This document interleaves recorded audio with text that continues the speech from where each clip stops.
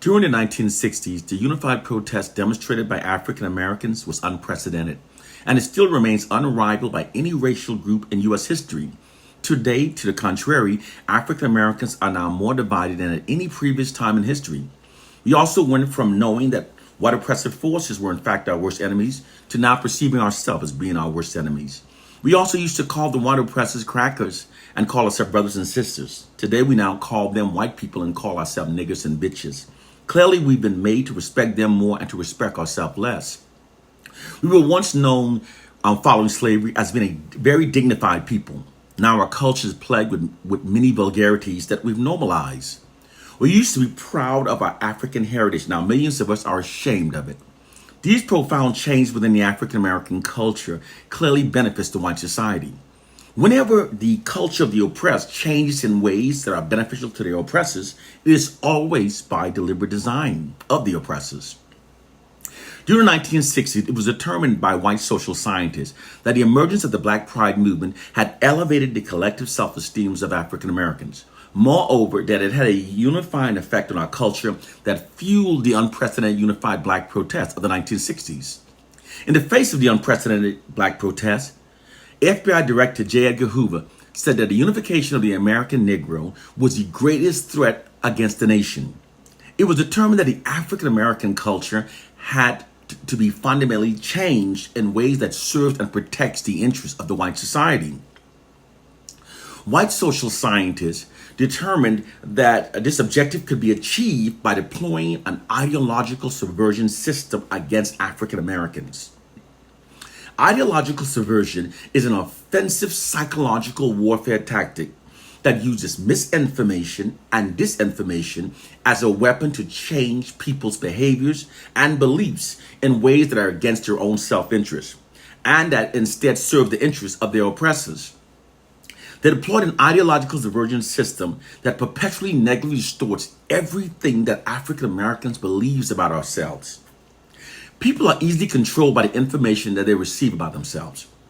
When people constantly receive positive information about themselves, this raises their collective self-esteem and unifies them. However, when people constantly receive fraudulent, negative information about themselves, the exact opposite happens. They become demoralized, divided, self-loathing, and more compliant with their oppressor's dominance over their lives. In fact, many will even prefer it.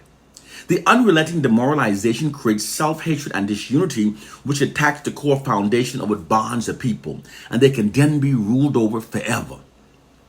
It doesn't matter if the information presented is untrue. Most people will respond accordingly to the information because they've all been given the same information about themselves.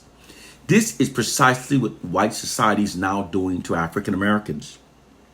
Because white oppressive forces write all of our narrative, this allows them to easily negatively control what we believe about ourselves.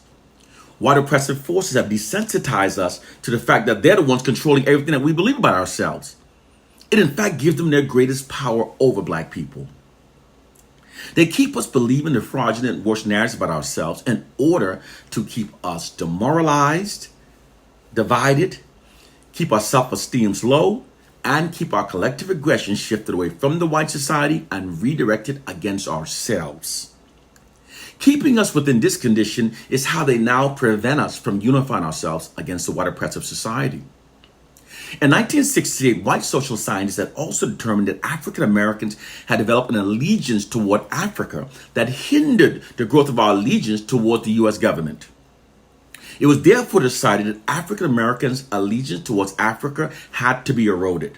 To meet this objective, white propagandists began negatively distorting the image of Africa within the minds of African Americans. They constantly subject us to seeing only those images of war-torn, famine-ridden, rapidly illiterate, and disease-stricken Africa. By only showing us the poorest parts of Africa, this turned Africa into a source of shame and humiliation for many of us.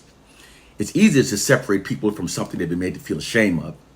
Those negative images also makes many African Americans perceive the enslavement of our ancestors as being more of a rescue mission that ultimately benefited us.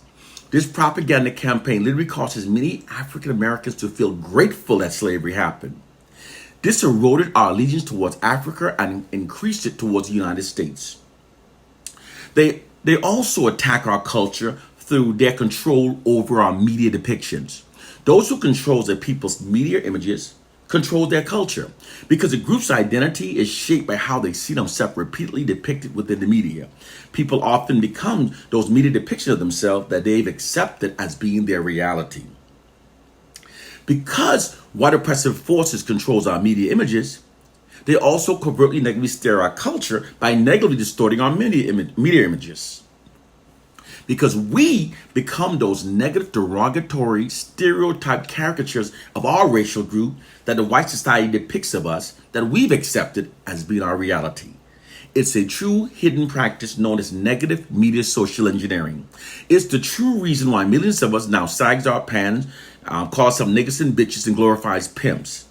Through media social engineering, white oppressive forces have negatively steer our culture while misleading us to believe that we are negatively steering ourselves.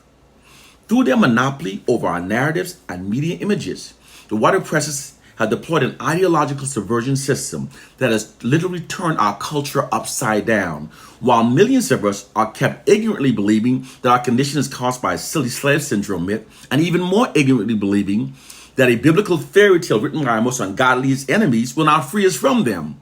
Therefore, we remain as the white oppressors' fools. This horrible scenario is not being addressed because we no longer have true black leaders. We only have black puppets whose job descriptions are secretly limited to only symbolic protests. They show up whenever a black person is unjustly killed due to white racism, but they're not allowed to confront nor even speak of the many nefarious things that the white society does to black people as a means of maintaining their white dominance over black people. Regardless of how detrimental it is, they say nothing. They're actually gatekeepers for the system of white supremacy that merely gives us the illusion that we still have black leaders, but we do not. I've just presented to you our reality that we appropriately call the black people's matrix. This is the reality that we must function by.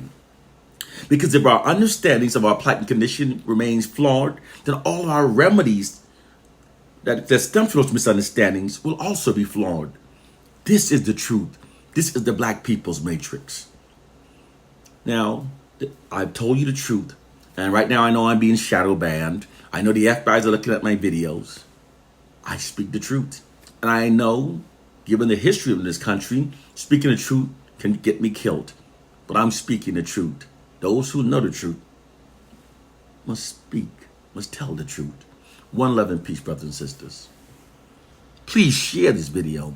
Please share these videos. Please like my page and share stuff. We have to share the information, spread the information. Please do. One love and peace.